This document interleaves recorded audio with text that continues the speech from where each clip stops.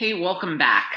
In this video, we're going to talk about two things that are relatively unchanged during social distancing: motivation and strengths. So how they present themselves may change a little bit, but believe it or not, you are still you. So your motivation and your strengths pretty much remain the same.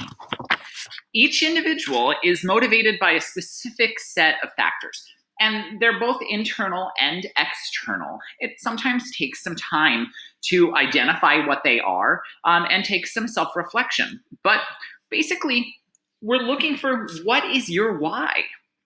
So the external factors of our motivation, which are generally praise or rewards, or some people are on the opposite side, scared to get in trouble, or scared they might lose out on something. They may shift in today's environment so that the what's, but not the actual factors of the motivation. Our intrinsic motivators, though, they likely will remain almost exactly the same.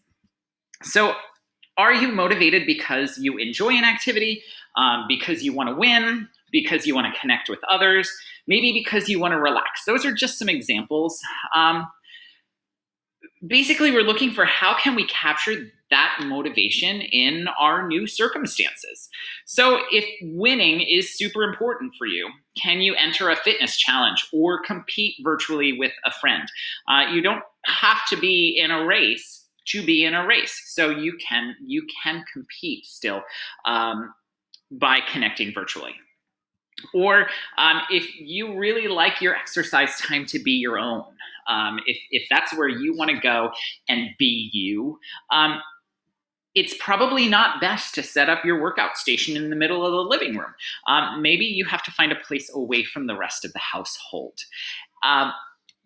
Basically, you want to set yourself up so that you are succeeding for yourself. And maybe sometimes that means that you are doing things for others, but still you have to find what makes you go and then make it happen.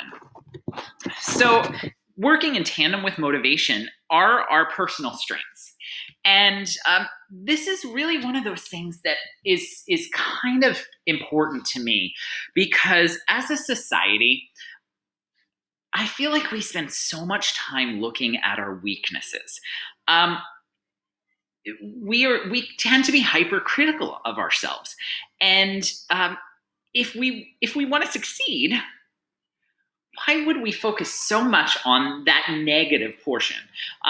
We want to look for success in our strengths, because successes come from our strengths. It's only logical, but in a crisis situation, we really should be focusing on our strengths. So if you've never done so, take some time to yourself and really identify those strengths. Be honest with yourself. Really think about times where you have had the most success in life. Think about what got you there.